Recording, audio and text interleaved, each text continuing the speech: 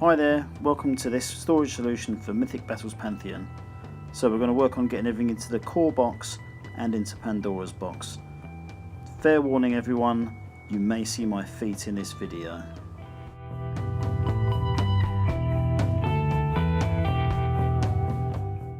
Okay, we'll start with the miniatures. So into Pandora's box, first of all goes the cardboard box with the stretch goals,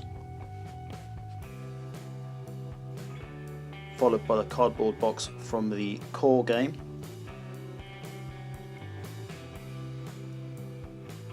then the plastic container that holds the stretch goals,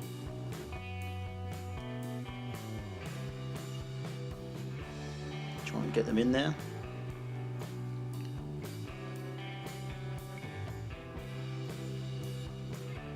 and then finally the plastic container that I've cut in half from the core box. So I've cut it in half, so I'm just removing the parts that have got the actual miniatures inside them.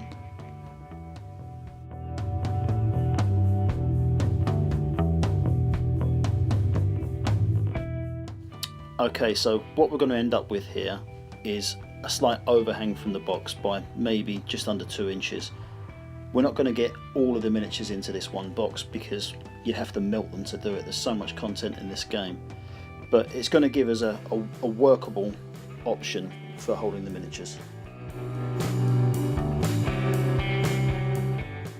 And there you can see the overhang, so it's not too bad, and it does stay flush, so the lid won't wiggle about or anything like that, so it is a workable option. Next up is the solution for the cards. Now you're probably best to make something out of foam core, because what I've repurposed is a Gloomhaven insert that's got all the cards for there. Separated the Art of War cards, the Omphalos cards. Now these are all of the activation cards. I've separated them by that's the monsters, then we've got the heroes, there's the gods,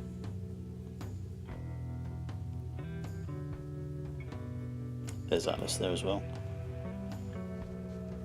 and then the troops.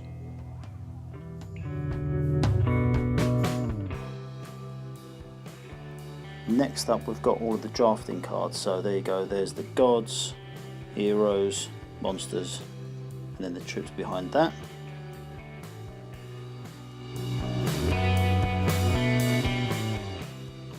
There's all the troop cards because you don't need the clips for them. Next up we've got the special ability cards, or the special rule cards, so again that's just gods and titans only. And finally there's all the drafting cards that are for the expansions that I don't own.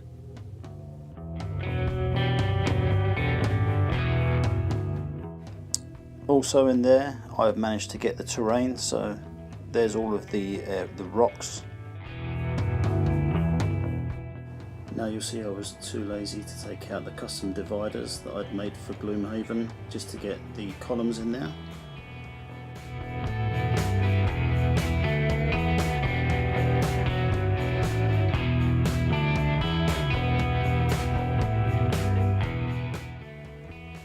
And then finally we've got an abundance of trees, so plenty of space in the back for those as well.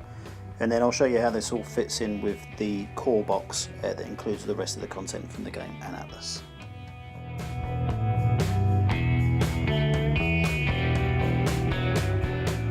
Okay then, so to assemble all this together, what we first need is 2 of the cardboard inserts from that came packed in the original game. So they go in first. Right next to them there's a perfect amount of space for the cards, or the French cards, or if you're French, all of the English cards. It's worked out to be the exact amount of room to keep everything straight, see they don't fall out.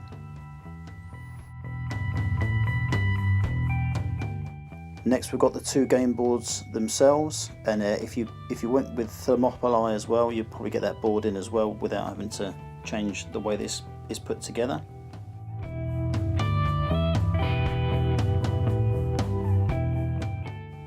Next up is all of the literature, so I've got all 6 books there, as well as the player guides.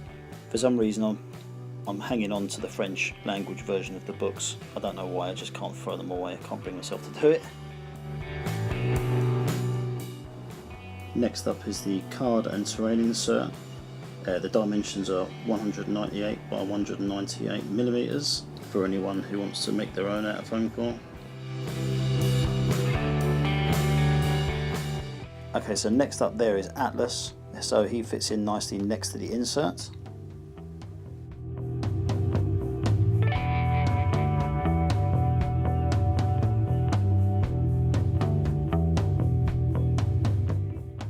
Next up is all the little stat boards. Atlas has to go in first because his one's bigger than the rest of them, and the rest go on top.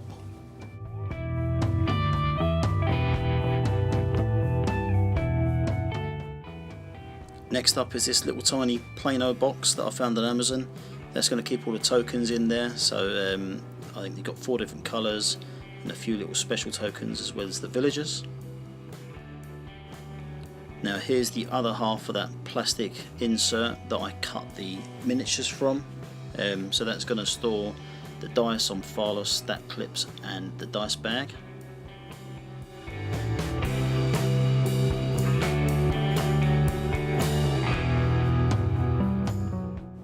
Okay, so that's it. It does leave a little bit of extra wiggle room for additional content you may have purchased, so extra stat clips or extra dice or that kind of thing.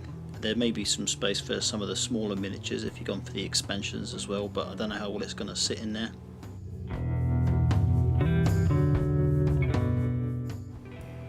So we'll give it a little test. We'll turn it upside down to see if anything comes out. There's that tight lid again. So we've done pretty well. Nothing's come out except for the odd couple of dice. So it's good to go. I can't see anyone storing this anything other than just on its bum. But yeah, so that's my storage solution. I hope you enjoyed it. I'll be back again soon with some more videos, a review for the game and a few other bits and bobs. So please like and subscribe if you enjoyed this, and I hope to speak to you soon.